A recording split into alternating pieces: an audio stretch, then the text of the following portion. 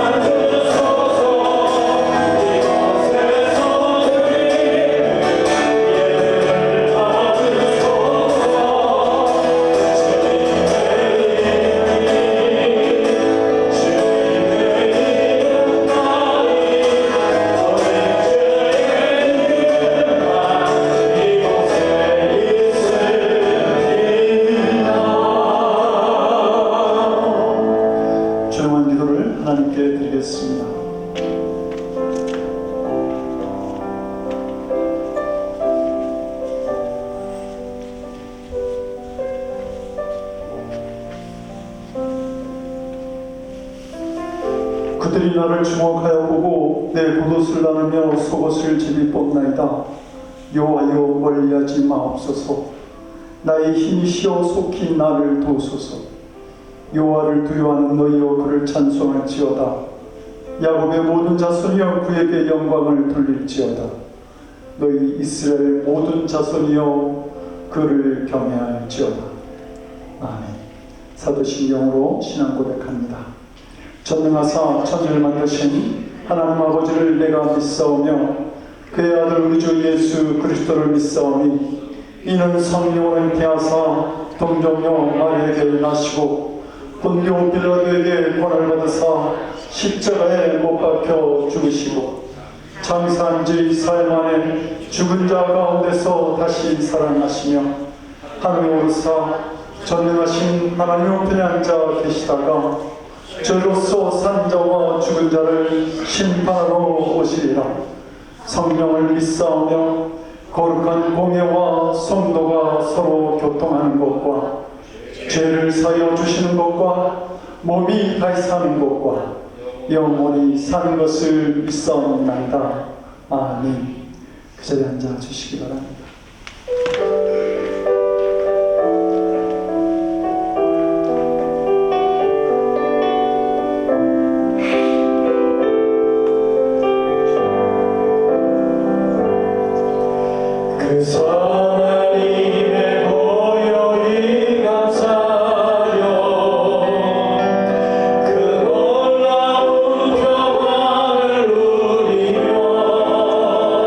그대들과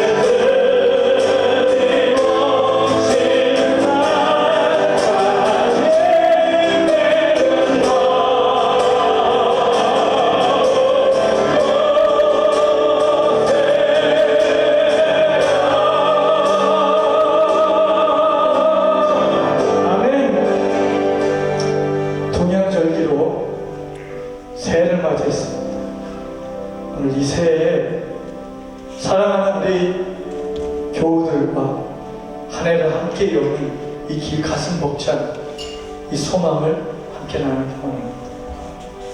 우리는 그의 만드신 바 그리스도 예수 안에서 선한 일을 위하여 지음받은 자녀. 우리 모두는 주님께서 선하게 만드셨고 선한 일을 도모하기 위해서 우리를 만드셨습니다. 그 선한 일들이 올 한 해에 우리의 믿음 가운데서 이루어지기 원합니다. 내 가정 안에서, 내 직장 안에서, 특히 교회 안에서 하나 되는 믿음을 가지고 선하게 이끌어가길 소원합니다. 나는 선하게 만드신 하나님의 피조물입니다. 우리 시간 함께 기도할 때 교회와 가정과 직장과 이웃을 위해서 내가 어떻게 해야 할지 결단하며 나갑시다. 함께 기도하겠습니다. 하나님, 새해를 열면서 결단하고 사랑의 고백을 날마다 하지만 제 안에서 연약한 마음들이, 사탄의 마음들이 내 육신을 짓누르고 나를 옥죄일 때가 너무 많이 있습니다. 오늘 주님, 그 말씀을 의지하며 내 안에서 선한 계획을 도모하게 하시고 선한 일들을 이루어가게 하시며 주님, 교회 안에서, 가정 안에서, 직장 안에서, 이웃 가운데 주님의 은혜를 하나 되는 사랑의 마음들을 몸소 실천할 수 있도록 도와주시옵소서. 내 안에 연약한 것들이 결단하며 강하게 되는 역사가 이루어지게 하십시오. 내 마음은 있지만 육신이 연약하여서 표현하지 못하는 그 마음을 주님 이제는 표현하게 하시고 알게 하시고 느끼게 하시고 깨닫게 하셔서 교회가 더욱 견고한 하나 되게 하시고 가정이 하나 되게 하시고 이웃 간의 관계가 하나 되게 하셔서 하나님 주의 놀라운 선한 능력이 우리의 삶을 통하여서 교회를 통하여서 그 빛을 통하여서 나타나게 주님 도와주시옵소서. 우리는 주님의 그런 피조물입니다. 그렇게 만들어갈 선한 능력으로 지어진 피조물입니다.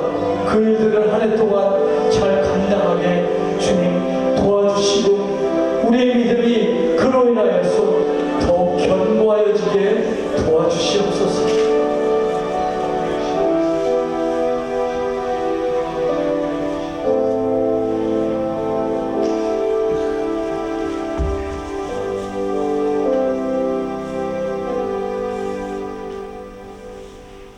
내 의의 하나님이여, 내가 부를 때에 응답하셔서 곤란 주에 나를 너그럽게 하셨으며 내게 은혜를 베푸사 나의 기도를 들으소서. 아멘. 우리의 구원을 이루시기 위해 십자가에 모신 고통도 마다하신 주님의 사랑에 감사드립니다. 그 사랑으로 저희가 구원의 자리에 두고 주어진 삶을 감사함으로 살아감을 고백합니다. 특별히 사순절이 시작되는 이 기간을 통하여 다시금 그 사랑을 묵상하고 믿음으로 결단하는 고백으로 채워지게 하옵소서. 저희들 푸른 교회를 사랑하시고 인도하시는 주님, 교회의 비전을 꿈꾸게 하심을 감사드립니다. 저희들 모두가 마음과 뜻과 생각을 모아 간절함으로 기도하는 가운데 허락하신 꿈을 이루게 인도하옵소서. 매주일 아침마다 중보기도 모임을 통하여 드려질 예배를 위하여 찬양으로 섬기는 찬양단과 반주단님, 그리고 기도와 식사로 섬기는 성도님들의 수고와 또한 말씀을 준비해서 전하시는 목사님을 위해서 기도합니다. 오직 주님께서 기쁘게 받으시는 성령님의 임재가 가득한 예배가 되기를 소망하며 기도합니다. 또한 성도님들의 가정과 기업, 늘 푸른 교회와 7군데의 선교지, 또한 우리가 태어난 나라 한국과 살고 있는 나라 미국, 그리고 이민사회를 위해서도 함께 기도합니다. 매주 주님 앞에 올려드리는 기도를 받으셔서 주께서 허락하시는 은혜가 가득한 예배가 되고 교회와 성도들의 삶이 되기를 소망합니다. 저희가 섬기는 선교지인 미얀마 박정수 선교사님의 건강이 잘 회복되어 말겨진 사역을 잘 감당케 하옵시고 섬기는 선교지들마다 무릎으로 드려지는 기도에 응답하셔서 복음의 씨앗이 땅끝까지 전해지도록 인도하여 주옵소서. 전쟁으로 두려움과 불안에 떨며 지내는 팔레스타인과 우크라이나에서 종전 소식이 들려오고 평화의 메시지가 전달되기를 간절히 기도합니다. 삶의 인도자가 되시는 주님, 저희 모두가 주어진 삶의 자리에서 온전히 하나님의 사랑을 전하는 간증자가 되어 주님을 외면하는 이웃들에게 지금도 살아서 역사하시는 주님이 나와 함께 하심을 전하는 그리스도의 향기를 바라게 하옵소서. 찬양과 기도, 말씀으로 섬기는 오늘 예배도 기쁘게 받아 주옵소서. 예수님의 이름으로 기도드립니다. 아멘.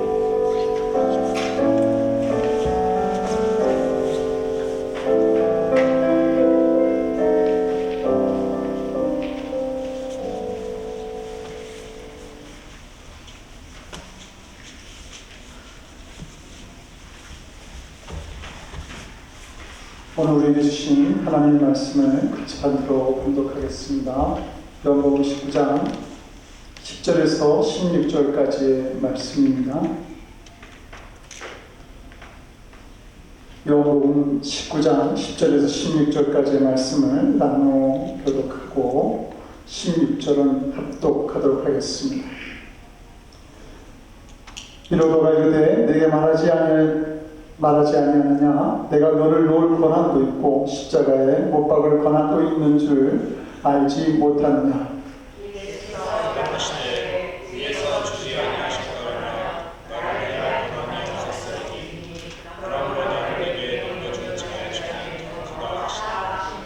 이러므로 빌라도가 예수를 놓으려고 힘썼으나 유대인들이 소리지르 이르되 이 사람을 놓으면 가이사의 충신이 아니이다. 무릇 자기를 왕이라 하는 자는 가이사를 반역하는 것이니이다.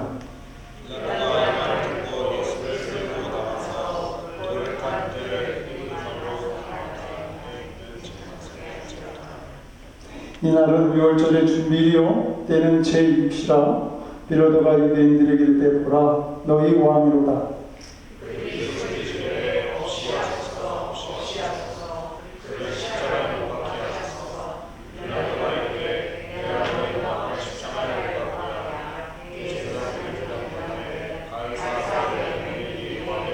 같이 읽습니다. 이에 예수를 십자가에 못 박도록 그들에게 넘겨주니라. 아멘. 기도하겠습니다. 하나님,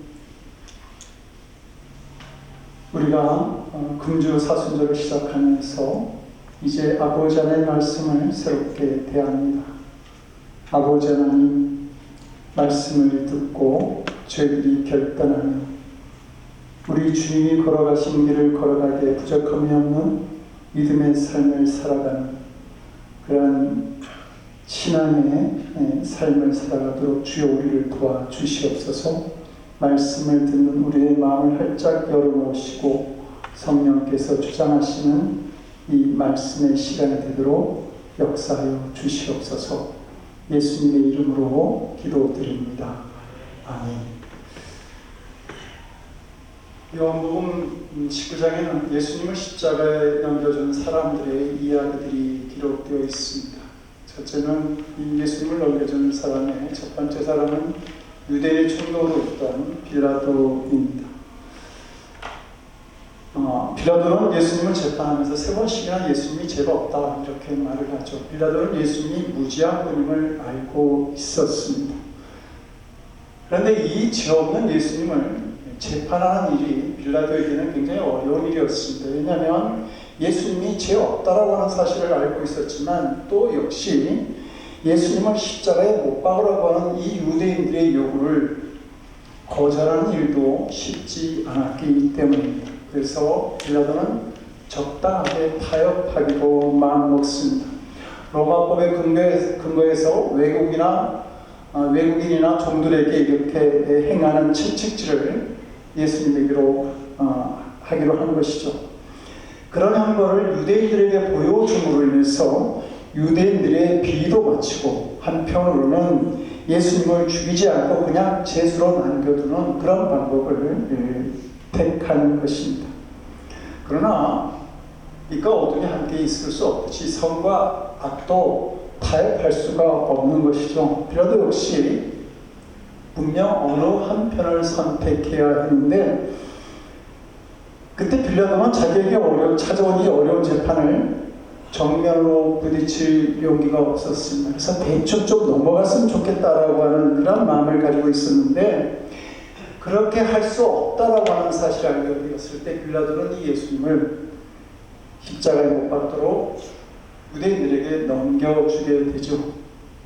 만약 빌라도가 이 재판에 대해서 정정당당하게 대했다고 한다면 이 빌라도는 자기의 양심의 소리를 들었을 것이고 그러면 예수님을 놓아주었을 것입니다. 그렇게 했다면 그런 훗날 역사가들에게 올바른 인물로 평가되었을 것입니다.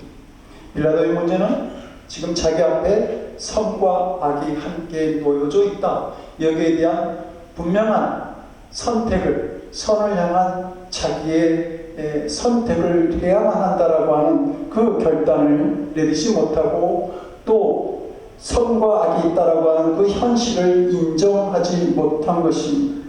그렇기 때문에 그는 올바른 재판을 진행할 수가 없었습니다. 두 번째로는 예수님을 십자가에 못 박으라고 소리지른 대제사장들과 하석들입니다. 6절을 보게 되니까 요한복음 19장 6절을 보게 되면 이들이 예수님을 십자가에 못 박으라고 두 번씩이나 반복해서 소리를 지르는 것을 볼 수 있습니다. 이 말은 그들이 예수님에 대해서 굉장한 증오심을 가지고 있었다라고 하는 뜻입니다. 근데 왜 그들이 예수님에 대해서 이렇게 큰 증오심을 가지고 있었을까? 예수님이 그들에게 해를 끼치거나 나쁜 일을 한 적이 없습니다. 단지 그들이 한 일에 대한 잘못을 지적하셨을 뿐이죠.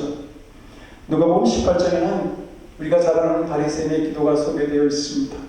바리새인이 기도하죠. 나는 일에 2번씩이나 금식했다. 일주일에 2번씩이나 금식했다는 겁니다. 그리고 또 소득의 11조를 드리나이다. 이 원문을 보니까 소득의 11조를 그냥 드린 게 아니라 반드시 드렸다 이렇게 기록되어 있습니다.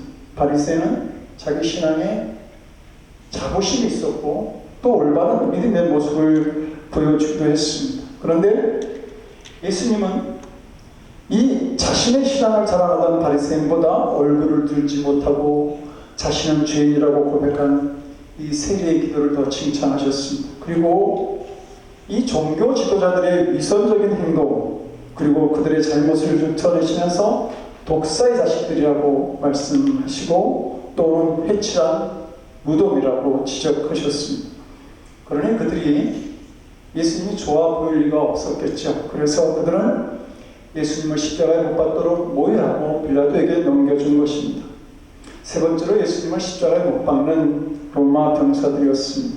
그들은 예수님을 십자가에 못 박는 결정권을 가지고 있지는 않았지만 그들이 예수님에게 한 행동을 보게 되면 예수님을 죽이도록 넘겨주는 사람들만큼이나 아주 예수님을 힘들게 하고 잔인하게 했던 것을 볼 수 있습니다. 그들은 아무런 정도 없이 채찍을 맞아 피를 흘리신 예수를 보고 내가 유대인의 왕이냐?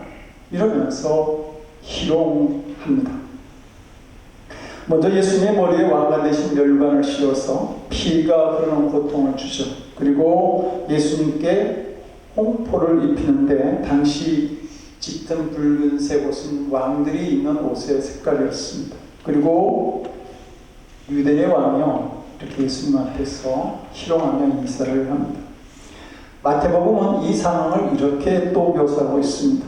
그 앞에서 무릎을 꿇고 희롱하여 걸었되 유대의 왕이여 평안할지어다며 그에게 침 뱉고 갈대를 빼앗아 그의 머리에 치더라. 로마 병사들은 예수님께 침을 뱉으며 조롱하고 당시 왕들의 손에 들고 있었던 지팡이를 상징하는 그 갈대를 예수님께 주면서 왕이라 희롱하고 또 그 갈대를 빼앗아서 그 갈대로 예수님의 마음을 때렸다라고 하는 겁니다.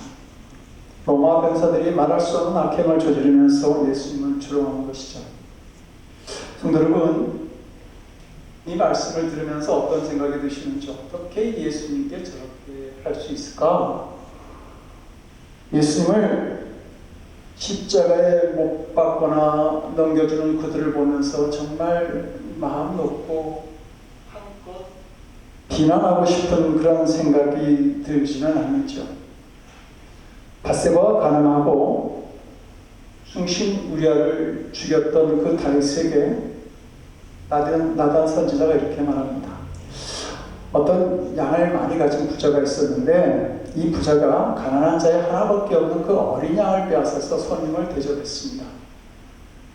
그래서 다윗이 굉장히 분노를 하죠. 이 모습을 사무엘하 12장 5절에서 말하고 있는데 이렇게 말합니다. 다시 그 사람을 크게 놓아여 나단에게 이르되 여호와의 사심을 가리켜 내가 맹세하는데 이 일을 행한 사람은 마땅히 죽어야 할지. 그런데 이 이야기를 들은 나단 선지자가 다윗에게 뭐라고 합니까? 그 사람이 바로 당신입니다. 그때 비로소 다윗이 자신의 이야기였음을 깨닫고 절망 중에 회개하고 눈물로 회개하는 것을 볼 수 있습니다. 남의 잘못된 이야기인데 그래서 그 이야기에 대해서 화를 냈지만 사실은 그 이야기가 바로 나의 이야기였던 것입니다. 다른 사람에 대해 하는 비판이 결국 나를 향한 비판일 수 있습니다. 어쩌면 예수님을 죽이겠다고 덤벼드는 빌라도나 유대 지도자들과 그 하석들의 모습, 그리고 예수님을 희롱하는 로마 병사들의 모습이 우리 자신들의 모습일 수 있습니다. 여러분, 만약에 여러분들이 빌라도의 자리에 있었다고 한다면 어떻게 했을 것 같습니까? 한 사람의 억울한 죄수를 풀어주기 위해서 총독의 자리를 양보할 수 있겠습니까? 가족이 그리고 여러분의 친척들이 만약에 그런 결정을 한다면 여러분들은 그 사람들에게 어떤 조언을 하실 수 있겠습니까? 그러고 보면 빌라도가 다른 사람도 아닌 나 자신일 수 있다라고 하는 사실을 깨닫게 됩니다. 우리가 유대교 지도자였어도 그가 별로 다를 바가 없을 것입니다. 우리의 교만과 위선, 고집도 보통이 아니기 때문입니다. 누가 나의 잘못을 지적하고 비판한다? 그러면 나를 비난한 상대방을 무너뜨리기 위해서 온갖 모함을 하고 모든 수단을 동원하는 것을 볼 수 있습니다.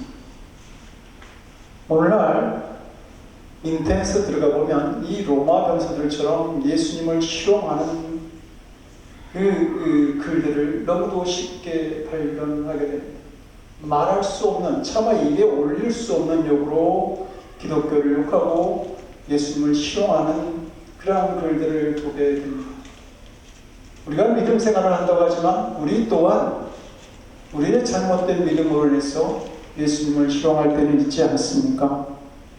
우리가 저들의 잘못이 내가 할 수 있는 일이라고 하는 사실을 제대로 깨닫게 될 때에 하나님께서 말씀을 통해서 우리에게 주시고자 하는 그 깨달음을, 그 의미를 알게 되는 것이죠. 근데 성도 여러분, 오늘 우리가 본문 말씀을 깊이 묵상하게 되면 깨닫게 되는 사실이 하나 있습니다. 예수님을 십자가에 못 박도록 결정한 분은 빌라도도 아니고 유대 종교 지도자들도 아닌 바로 하나님 자신이었다고 하는 사실입니다.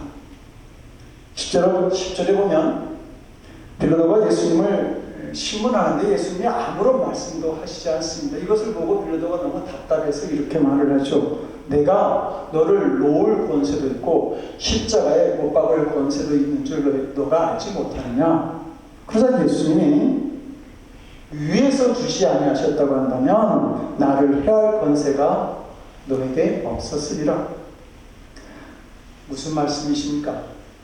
하나님은 얼마든지 예수님을 놓으실 권세도 있고 풀어주실 권세도 있고 또 그 유대 지도자이나 빌라도를 멸하실 수 있는 능력도 가지고 계셨다라고 하는 말입니다. 그런데 그걸 가지고 계심에도 불구하고 그렇게 하지 않으셨다라고 하는 것이죠.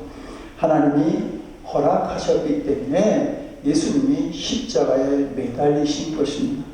그렇다면 왜 하나님 독생자 예수님을 십자가에 못 박게 하셨을까?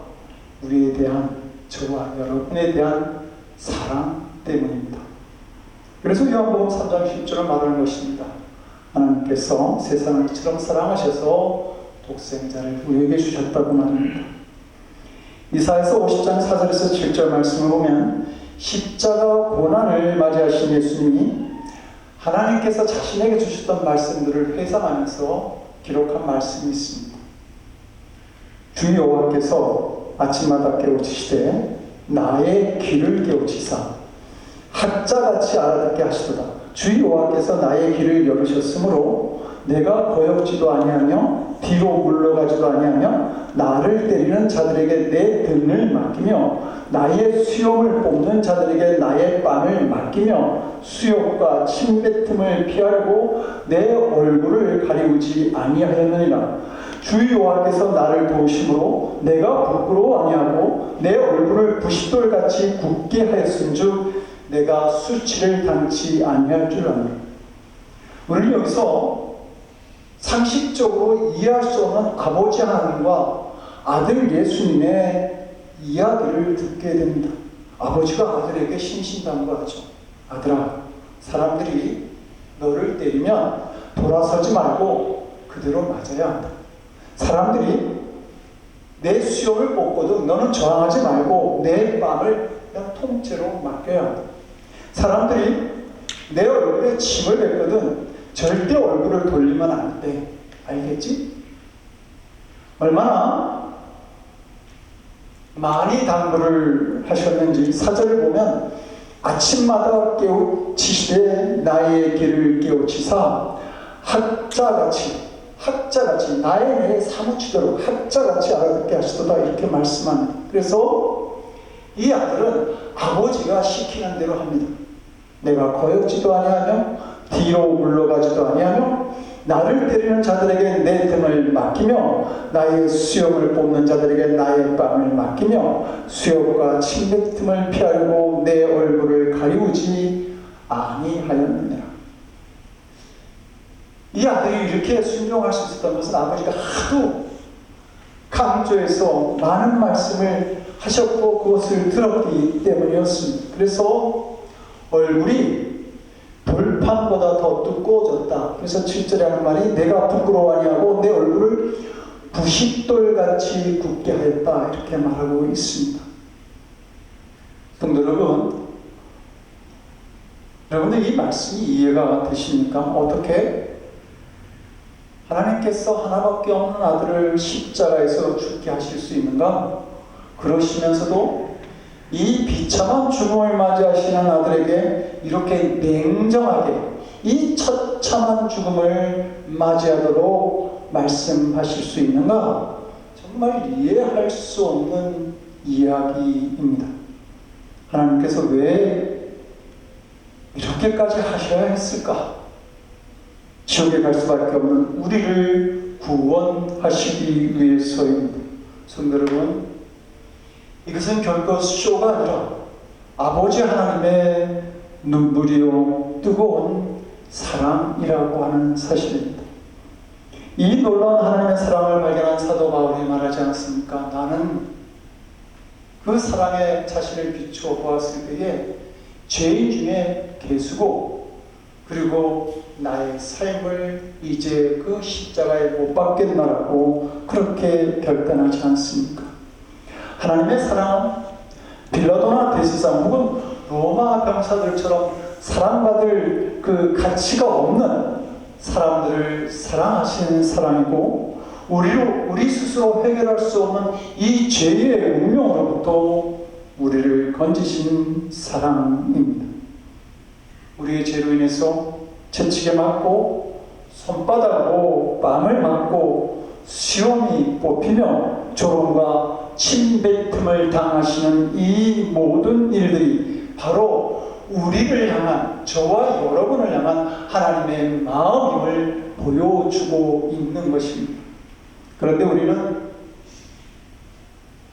한 주간의 삶을 살아가면서 매일의 삶을 살아가면서 하나님께 나는 버림받았어, 나는 벌받았어 이런 이야기를 할지 모르지만 나는 하나님의 사랑을 받았어, 나는 하나님의 사랑을 보았어 라고 하는 말들은 별로 안 하고 살지 않습니까?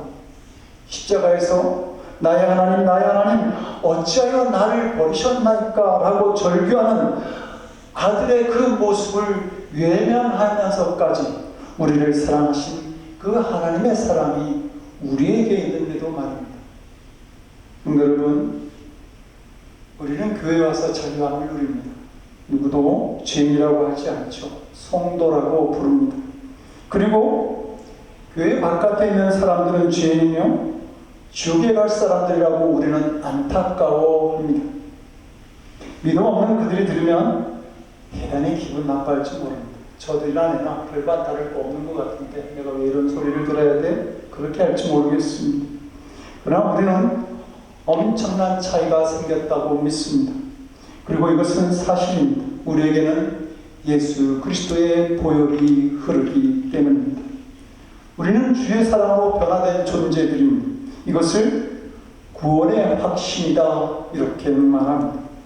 이런 확신을 가지고 살아가는 우리를 보시는 하나님은 행복해 하실 것입니다. 왜냐하면 이런 은혜를 누리고 우리가 살아가도록 하시기 위해서 하나님은 독생자이신 그 예수님을 십자가에 못 박게 하신 것입니다. 한 장의 그림이 기독교 역사에 놀라운 영향을 준 일이 있습니다. 하가 스텐버그가 그린 십자가라고 하는 그림입니다. 스텐버그는 성 제롬 대성당의 그 위고 신부의 부탁으로 그 십자가 위에 예수님을 그리게 됩니다. 그런데 이 스텐버그가 십자가 그림을 그리다가 그만둡니다. 왜냐하면 화료를, 이 그림값을 좀 더 올려받고 싶어서 그림을 중단한 겁니다. 이 스텐버그가 그림을 잠시 중단할 동안 집시 여자인 페피타를 모델로 그림을 그리게 되었습니다. 어느 날 화실에 있던 이 모델 페피타가 이 초안만 잡혀있는 그 예수님의 그 그림을 보고 이 스텐버그에게 십자가 이야기를 좀 들려달라고 이렇게 조릅니다. 스텐버그는 너무 흔한 이야기라서 시간 낭비라고 이제 얘기를 안 하려고 하는데 하도 조르니까 점심시간에 잠깐 그 십자가 이야기를 이제 대충 들려줍니다. 그런데 이 페피타가 이 이야기에 몹시 감동을 받았고 이 소녀가 불쑥 우리를 사랑하기 때문에 죽었다는 이 훌륭한 사람을 선생님도 사랑하고 계시겠죠? 라는 질문을 스텐버그에게 하게 됩니다. 이 말 한마디가 스텐버그의 가슴에 꽂혀서 그를 굉장히 당황하고 또 괴롭게 만들게 되죠. 나는 정말 이 예수님을 사랑하는가? 곰곰이 생각하고 며칠 동안 묵상에 잠긴 후 이 스텐버그는 다시 예수님의 십자가 그림을 그릴 수 있게 됩니다. 그리고 그는 그림이 완성된 뒤에 성당 측에서 주는 그 화료 그림값을 사용하기도 합니다. 그런데 모라비안 교도를 창립한 이 진젠돌프 공작이 젊었을 때에 나는 어떻게 살 것인가? 나는 무엇으로 살 것인가? 어떤 인생을 살 것인가? 라고 아주 진지하게 고민하면서 방황하고 있었습니다. 그러던 어느 날 제롬 대성당의 그 성당에 걸려있는 스텐버그의 십자가의 그림을 보게 됩니다. 이 십자가의 그림을 한참 보던 진젠돌프는 마음에 하나의 결론을 내립니다. 그렇다. 십자가를 위해서 살아야 하겠다. 십자가 그림에 감동을 받은 진젠돌프는 자기의 전 재산을 바쳐 송교회를 창립하고 모라비안 교파를 만들게 됩니다. 그런데 이 진젠돌프의 변화는 다시 존 웨슬리에게 영향을 미치게 됩니다. 존 웨슬리가 미국 선교에 실패하고 대서양을 건너오던 중에 큰 풍랑을 만납니다. 그는 그 풍랑 속에서 죽음의 두려움에 떨고 있었는데 그때 이 풍랑 속에서도 전혀 두려움 없이 찬송하고 기뻐하는 모라비안 교도들의 그 평안을 보면서 다시 큰 도전을 받게 되죠. 모라비안 교도의 뜨거운 신앙과 전도에 자극받은 웨슬리는 새로운 믿음의 사람이 되어서 영국을 변화시키고 감리교를 창설하는 사람이 되었습니다. 십자가는 스탠포드와 진젠돌프 공장에게 큰 감동을 주었고 자신들의 삶에 대한 통찰 그리고 회개의 계기를 마련해 줍니다. 이들뿐만 아니라 십자가는 십자가의 의미를 깨닫는 모든 사람들의 인생을 바꾸는 힘이 있습니다. 십자가에는 도대체 어떤 의미가 있기에 이토록 사람의 내면을 흔드는 우리의 마음을 변화시키는 그 변화가 가능하게 되는 것이죠. 바로 하나님의 사랑입니다. 무한한 사랑, 유한한 인간 속에서 느낄 수 없는 무한한 하나님의 사랑이 십자가 속에 있기 때문입니다. 많은 사람이 현대를 일컬어 무감동, 무감각, 무표정의 시대라고 말합니다. 너무 바쁘게 돌아가는 나머지 변하는 상황만을 쫓아가다 어느새 자기 존재, 자기의 가치를 잃어버리고 살아갑니다. 그렇기 때문에 현대인들은 방황할 수밖에 없습니다.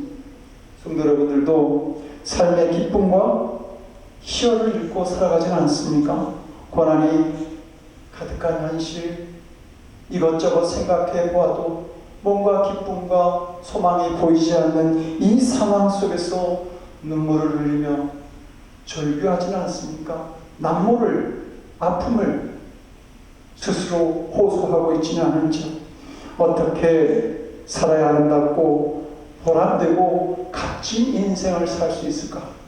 진전돌파와 같이 고민하고 있다는 십자가를, 우리 주님께서 지셨던 십자가를 가만히 깊이 묵상해 보시기 바랍니다. 진전돌파 공작을 변화시킨 십자가라고 한다면 분명 우리도 변화시킬 수 있을 것입니다.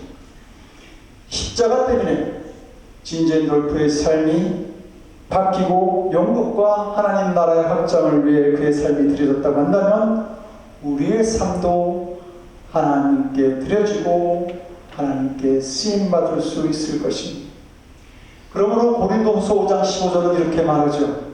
저가 모든 사람을 대신하여 죽으심은, 저가 모든 사람을 대신하여 죽으심은 산 자들로 하여금 다시는 저희 자신을 위하여 살지 않고 오직 저희를 대신하여 죽었다가 다시 사신 자를 위하여 살게 하려 하느니라.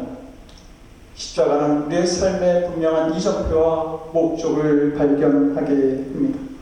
주님을 위한 삶을 살아가는 힘과 능력이 되어주는 것입니다. 리더십과 동기 연구가로서 세계적으로 유명한 로빈 사르마라고 하는 분이 있는데요.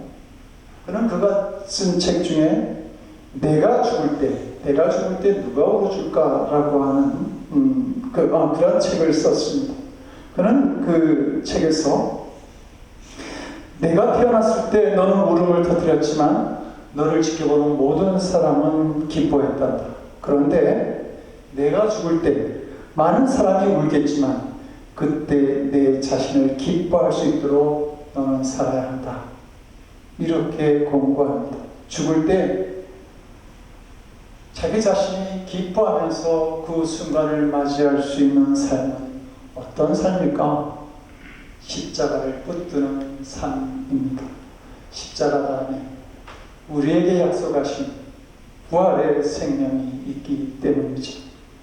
사랑하는 성도 여러분, 우리는 이번 주 수요일 제2의 수요일을 맞이합니다. 그리고 이 땅에 오셔서 십자가를 지셨던 이 예수님의 삶을 묵상하고 광야에서 40일 동안 금식하셨던 예수님의 고난에 동참하는 사순절을 시작합니다.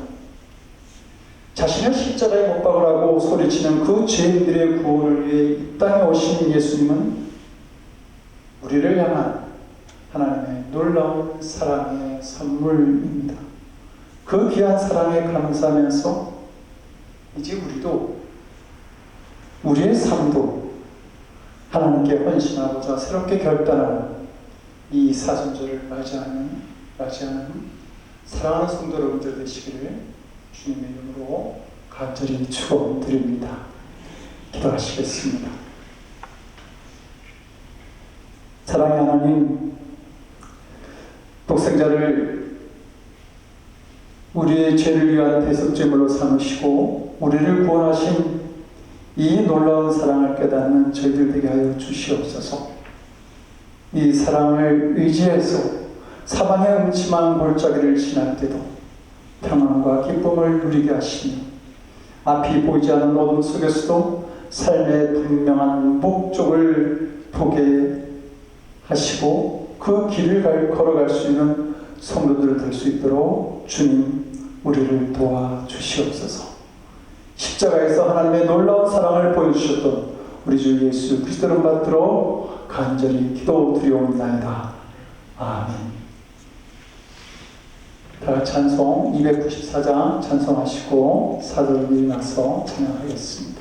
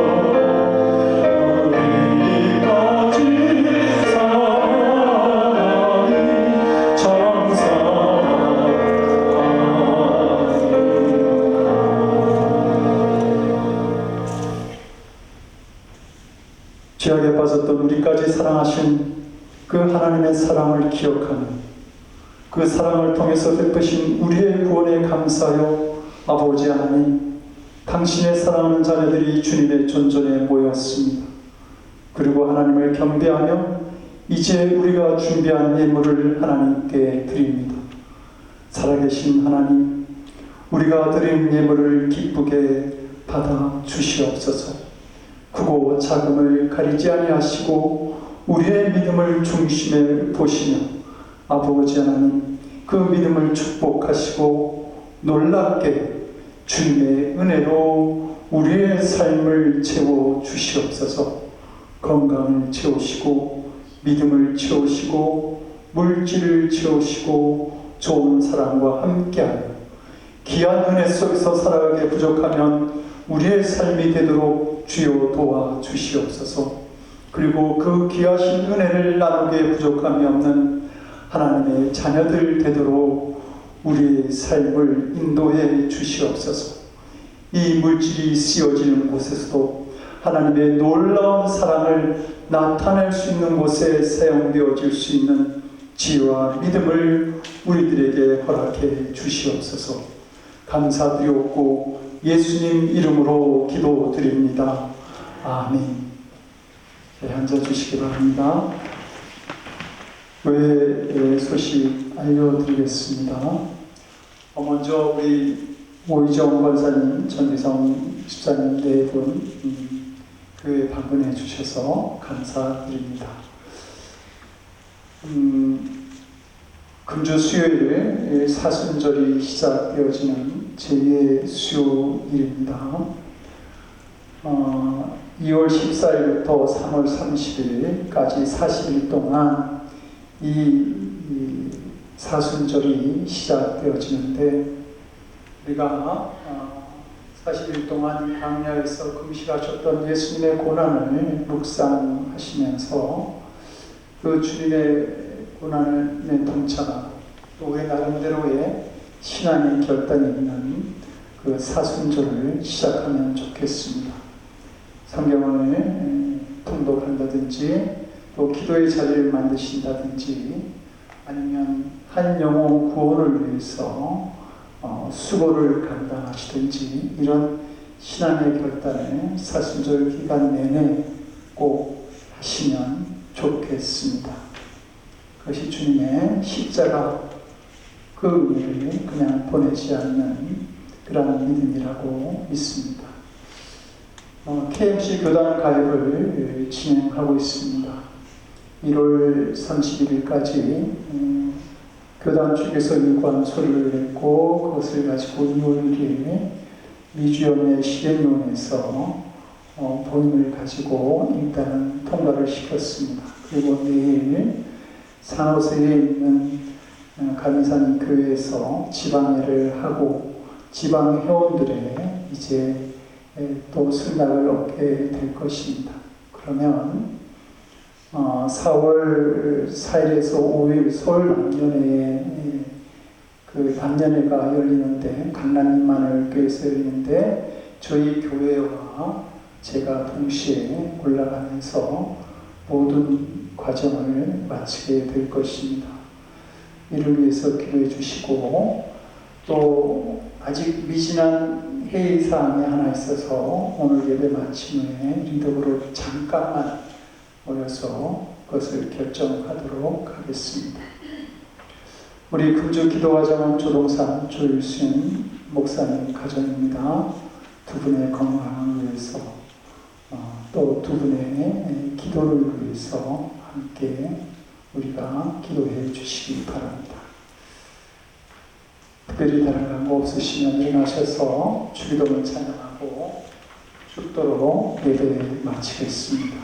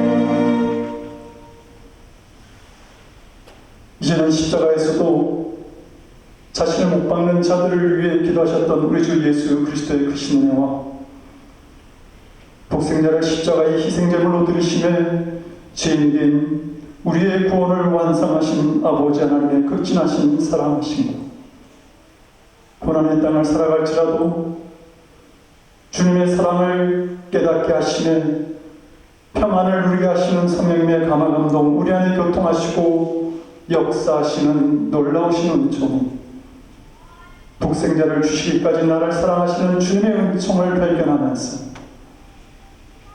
소망 가운데 살아가기를 원하는 사랑하는 성도들 머리 위에 저들의 삶과 가정과 일터와 드리는 기도 위에 그리고 하나님의 놀라운 사랑을 세계 곳곳에 전하시는 선교사님들 위해 지금으로부터 영원토록 함께 하옵시기를 간절히 축원드리옵나이다.